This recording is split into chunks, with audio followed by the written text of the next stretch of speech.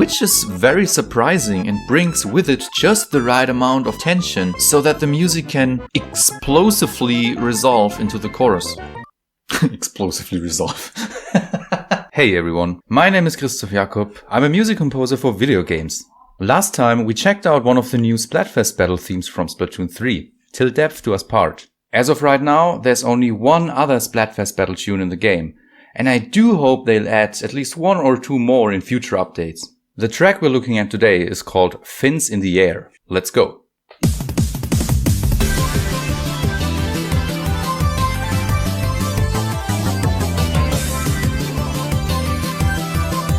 Interesting.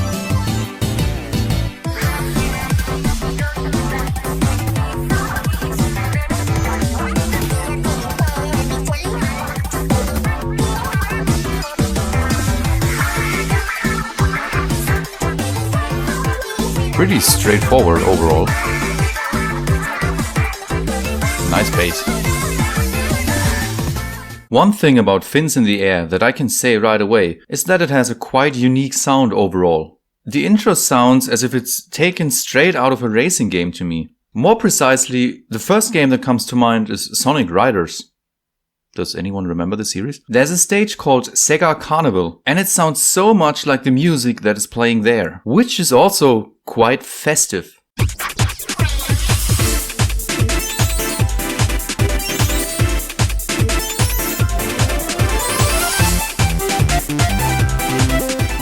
I have to admit, even after multiple listens, I pretty much had no clue what's going on in this intro, neither rhythmically nor regarding the actual chords that are being played. While Til Depth Do Us was a very simplistic tune overall, a simple driving beat, not too many unexpected chords or movements, and an easily hummable melodic line that was played by all instruments for about half of the tune.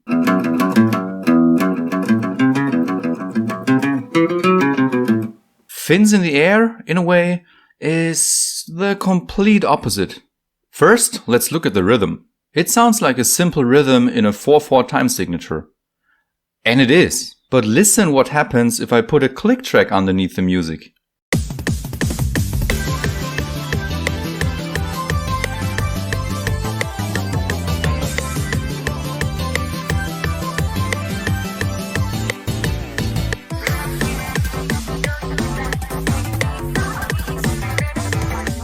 The first few bars are pretty much straightforward. 1, 2, 3, 4, 1, 2, 3, 4, and so on. Nothing too special going on. The music almost exclusively stresses downbeats, as we'd expect. Now, the moment this intro riff loops, the music stops stressing any downbeats and instead accents solely upbeats. For those who don't know, a downbeat is what I just counted as 1, 2, 3, 4. Upbeats are the rhythmic portion in between downbeats, the weaker beats. 1 and 2 and 3 and 4 and 1, 2, 3, 4, 1 and 2 and 3 and 4 and 1, 2, 3, 4, 1 and 2 and 3 and 4 and 1. That's actually not that easy to do. This is called syncopation, and it's the main reason why this rhythm is so hard to follow along. We expect a strong downbeat again, so it throws us off guard when that doesn't actually happen. The second element that is completely different from Til Depth Do Us are the chords. The intro, as well as the chorus section, I'm just gonna spoil that here now, share the same chord progression, and my goodness, is that a crazy and spicy one. We start on a D minor 7 chord, move one whole step up to an E minor 7 chord. So far, nothing out of the ordinary. But then the third chord comes in. I actually had to consult a good friend of mine about what on earth this chord is supposed to be, because I struggled to figure it out myself. The bass is playing the note G here, yet it's neither a G major nor a G minor chord, nor any other form of G chord. So I began to think, must be some sort of inversion maybe. Inversion basically just means that you're playing a chord and the lowest note of that chord is no longer the root note. For example, a C major chord consists of the notes C, E, and G. Hey, one little thing I forgot to mention that I need to add is what key FINS in the Air is in. It's in C major, hence why I suddenly start talking about a C major chord here. The most interesting part about this is that the chord C major itself actually doesn't appear a single time in the entire tune. So the tune will never feel completely resolved at any point. It's safe to say that this is very untypical for music in general, but it works. There are two inversions of the C major chord. One has the E as the lowest note, often called the first inversion.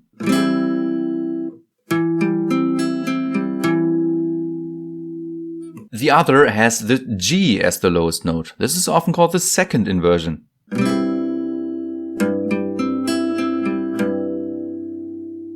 If it's a seventh chord, you can even have a third inversion with the seventh note in the bass.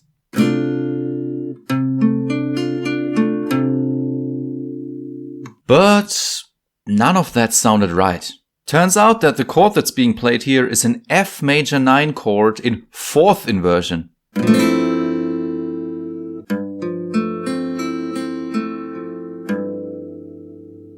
And the final chord of this progression seems to be a G major 9 chord, also in fourth inversion.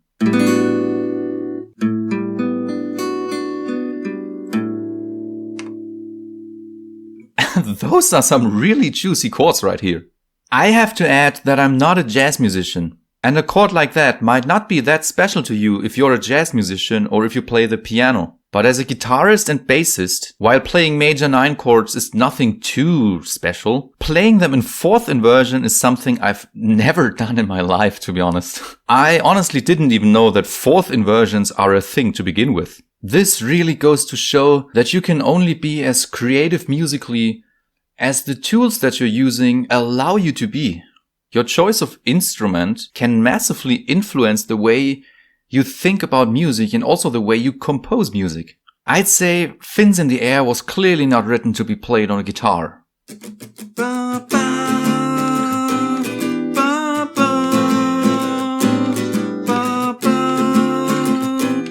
What an awesome chord progression! And while I'm sure that the chord progression was carefully crafted, I kinda doubt that the choice of the exact chords and chord extensions were all fully intentional. Composing music, especially these days, is not always about conscious decisions only. You know, being able to explain in detail why a certain chord functions the way it does and why we find that sound so interesting. More often than not, something just happens to sound good, and it might be hard to put into words why. So you just go with it. Let the inspiration come to you while you're composing the music. Just to make this clear, I don't want to claim that these weren't intentional decisions by the composers. They probably were, but as a composer myself, I do know that sometimes really good ideas just happen to be happy little accidents. Playing a wrong note or chord and realizing, hold on a second, for some reason this sounds better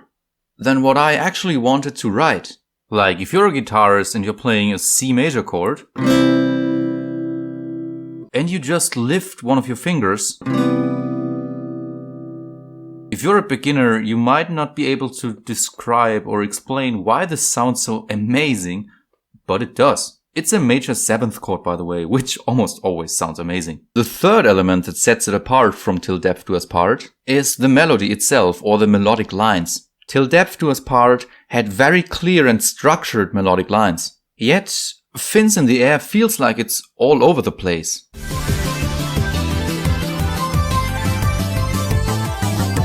Not in a bad way though. Or are you able to hum along to that super fast synth riff?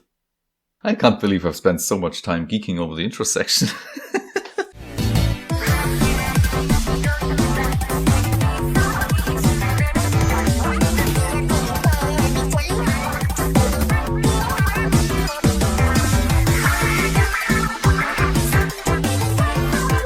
Pretty straightforward overall.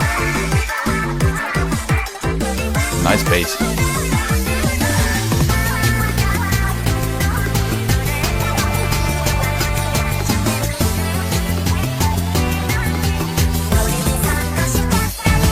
Very nice. The actual verse is quite simple in comparison to the intro.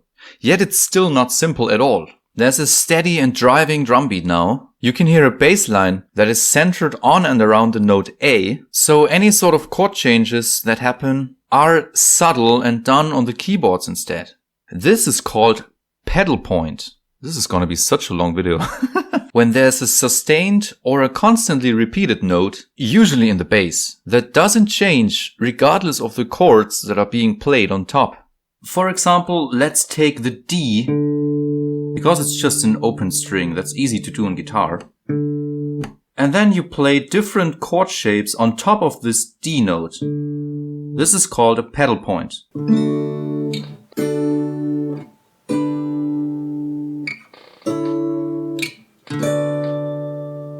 The verse in FINS in the Air is actually not so much about the vocals. They are a little more in the background than you may expect, and in general seem to have a smaller role in this section.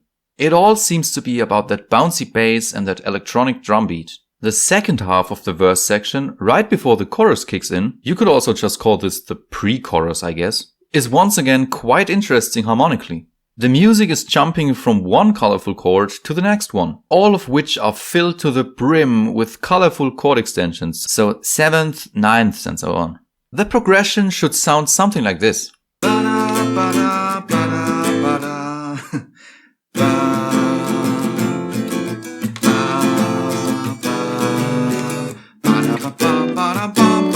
I especially love that final climb that leads the music into the chorus section. And the chords that are being used here are quite interesting too. It's a quick succession of a D-7 and an E-7 chord. We've heard that in the intro already, right? But it's ending on a D major chord, which is very surprising and brings with it just the right amount of tension so that the music can explosively resolve into the chorus. Explosively resolve. The drums also seem to prepare us for this upcoming section, as you can mostly hear what sounds like clapping to me. I can envision the duo standing on a stage, cheering on the crowd and inciting them to clap along. Very nice.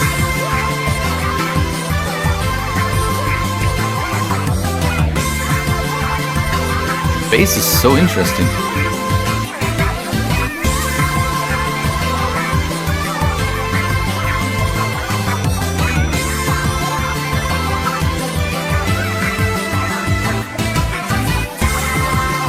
Sounds familiar, doesn't it? I don't know if it's just me, but the chorus actually reminds me quite a lot of Now or Never. Knowing the composers, I'm pretty sure that was an intentional decision.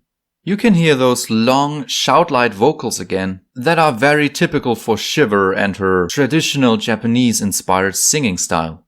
Fry's part during the section is really worth mentioning too, though. She complements Shiver's long-held notes quite well with her singing that sounds a little like inflected speech or almost like she's rapping. That's quite reminiscent of Off the Hook, if you ask me. We've pretty much already heard everything else that's going on in this chorus section.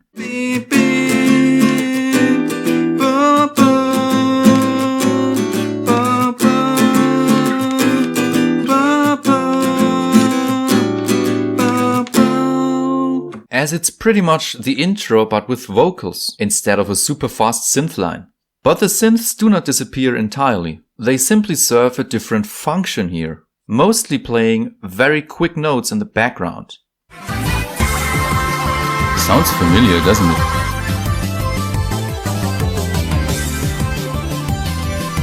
Such a weird rhythm.